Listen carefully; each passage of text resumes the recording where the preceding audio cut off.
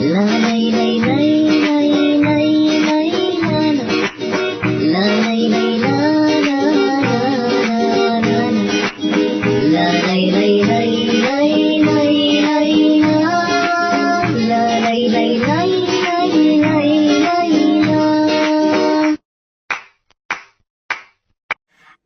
عليكم ورحمة الله وبركاته، والصلاة والسلام على خير الأنام سيدنا محمد عليه أفضل الصلاة والسلام.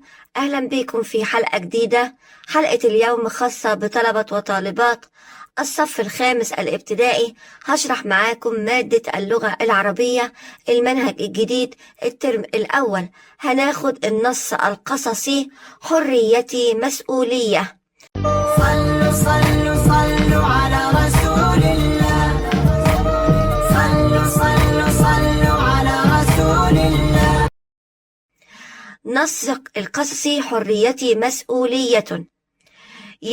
يوم الخميس أحب الأيام إلى قلبي، اليوم الذي أشعر فيه بإنجاز مهامي. ففي هذا اليوم نتجمع جميعا ليعرض كل منا إنجازاته، إذ يكتب كل واحد لنفسه قائمة مهام يقوم بها طوال الأسبوع، ونجلس جميعا وكل منا يضع علامة صح على ما تم إنجازه، ويضع لنفسه مهام للأسبوع التالي، ثم يعرض أحد منا شيئا نتناقش فيه جميعا. وكان هذا الأسبوع هو دوري في عرض فكرة للنقاش، ولكن في هذه المرة لم تكن فكرة، ولكنها كانت موقفا رأيته على إحدى صفحات التواصل الاجتماعي. يبقى زي ما احنا شايفين كده، يوم الخميس هو أحب الأيام لقلب بطل القصة، وبيشعر بإنجاز مهامه. وفي اليوم ده هو بيتجمعوا كلهم، كل واحد بيقول إنجازاته اللي عملها طوال الأسبوع. كل واحد عمل لنفسه قائمة مهام بيقوم بيها، وكون نقعد مع بعض وكل واحد فينا بيحط علامة صح على الحاجة اللي أنجزها، وبعد كده بيضع لنفسه مهام للأسبوع اللي وراه، وبيعرض كل منا المهام بتاعته ويتناقش معاها مع الجميع.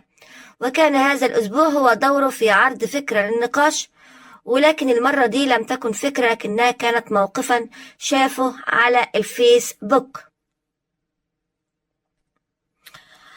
بيحكي بقى الموقف إن هو شاف طفل أثناء لعب بالكرة وقد هشم بدون قصد زجاج إحدى السيارات، يعني كسر زجاج العربية. فصاحب العربية اتضايق كثير، فذهب إليه الطفل واعتذر له، واعدا إياه أن يصلحه هو. وبالفعل اتصل الطفل بوالده وذهبوا لإصلاح الزجاج. كان سؤالي هنا لأبي: لماذا يا أبي يصلحه من ماله الخاص؟ فهو لم يكن يقصد. فرد أبوه قائلا: يا بني، اللي بيفسد شيء عليه أن يصلح هذا الشيء، وكل منا مسؤول عن أفعاله. يا حسين، فكل واحد منا له الحرية في أفعاله وأقواله، ويجب أن تعلم أن حريتك مسؤولية، وكلما زادت الحرية اللي أنت بتتمتع بها زادت المسؤولية اللي أنت بنتحملها تجاه الآخرين وأيضا تجاه أنفسنا. وأنت لو أنت كسر لك زميلك دراجتك فهل ستحزن أم لا؟ فرد حسين بدون تفكير وقال له: بالطبع سأحزن، لكنه كان بدون قصد يا أبي. وظل النقاش قائما بيننا، وانتهى بأننا جميعا مطالبون بالحفاظ على أشياء من حولنا وكأنها ملك لنا. دخلت غرفتي وظللت أفكر في الأمر كثيرا، إلى أن قطع تفكيري صوت الهاتف، فإذا به عمي الذي يعيش فين؟ في فرنسا. فاطمأننت عليه أولا وسألته: عمي خالد، هل لديكم أنه من كسر شيئا لأحد لابد أن يصلحه وإن كان بدون قصد أم لا؟ رد عمي قائلا: يا حسين، نحن نعيش في عالم واحد تحكمه ضوابط تجاه بعضنا، وهذه مسؤوليتك تجاه من حولك. فرددت في عجالة: وما ضوابط هذه المسؤولية يا عمي؟ فأجاب: المسؤولية تجاه من حولك في أبسط صورها، هي أن تكون مسؤولا عن الأفعال والممارسات اللي انت بتعملها، والممارسات دي والأفعال دي ممكن تضر الآخرين، كما تتعلق هذه المسؤولية بالأفعال الغير مقصودة لكن الضرر حدث على أي حال. فسألته: هل هذه المسؤولية يا عمي موجودة لديكم؟ رد عمي: بالطبع، فكل دولة لها قوانينها الخاصة. هنا القانون الفرنسي بينص على أن أي فعل بيسبب ضرر للغير لازم يلزم من أحدث الخطأ بتعويض من وقع عليه الضرر، وبذلك تم اعتبار الخطأ ولو حتى الخطأ ده مش مقصود ركنا من أركان مسؤوليتك تجاه غيرك، كما هو موجود بجميع قوانين المسؤولية حول العالم.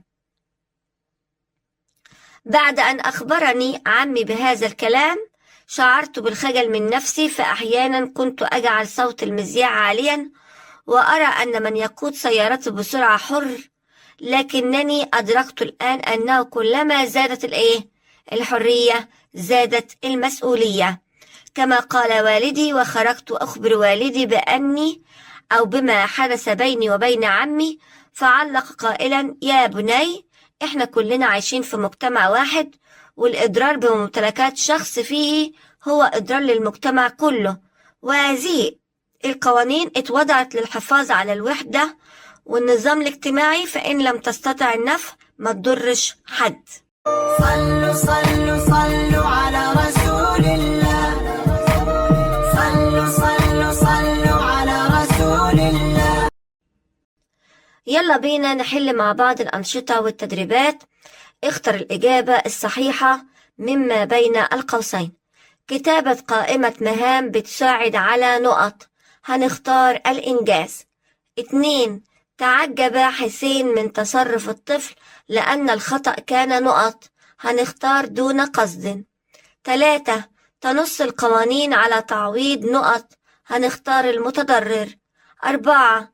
من أفسد شيئا فعليه إصلاحه، جملة تدل على نقط، هنختار المسؤولية. 5. إذا أتلفت شيئا دون قصد، هنختار جميع ما سبق، إن أنت لازم تعتذر، أقر بالخطأ، أصلح الضرر. 6. كلما زادت الحرية زادت نقط، هنختار المسؤولية. نشاط رقم د. ضع علامة صح وعلامة خطأ. 1. التواصل والنقاش بين أفراد الأسرة مهم ومفيد، العبارة صحيحة. 2. يعتبر القانون صاحب السيارة متضررا ولا يحق تعويضه، العبارة خاطئة. 3. حريتك مسؤولية تتحملها تجاه نفسك وتجاه الآخرين، العبارة صحيحة. 4. لا يحاسب من أتلف ممتلكات الآخرين دون قصد، العبارة خاطئة. 5. تتشابه قوانين المسؤولية حول العالم، العبارة صحيحة. 6. تحافظ القوانين على الوحدة والنظام الاجتماعي، العبارة صحيحة. النشاط رقم ه. صل كل صفة مما يلي بالشخصية المناسبة بالقصة. 1. ذو مبادئ، بيتحمل مسؤولية تصرفاته وما يترتب عليها، هنوصل حسين. رقم 2. مهتم، لديه التزام بخدمة الآخرين وإحداث تغيير إيجابي في حياتهم وفي البيئة من حولهم، هنوصلها بالعم خالد. 3. متواصل وبيعبر عن الفكر والمعلومات بثقة وإبداع من خلال مجموعة متنوعة من أساليب التواصل، هنوصلها بالأب. نشاط رقم واو. تأمل الموقف في الصورة وأجب عن الأسئلة الآتية.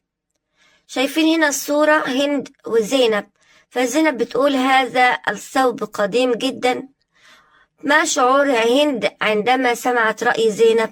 طبعا هتنزعج وتتضايق. رقم 2. هل تسببت زينب في إحداث ضرر لهند؟ نعم. رقم 3. هل استخدمت زينب حرية التعبير عن الرأي بمسؤولية؟ لا. رقم 4. بما تنصح زينب؟ أنصحها أن تستخدم حرية التعبير عن رأيها بس بمسؤولية. وبكده أكون وصلت معاكم لنهاية الأسئلة. أتمنى لكم التوفيق والنجاح. لا لا لا لا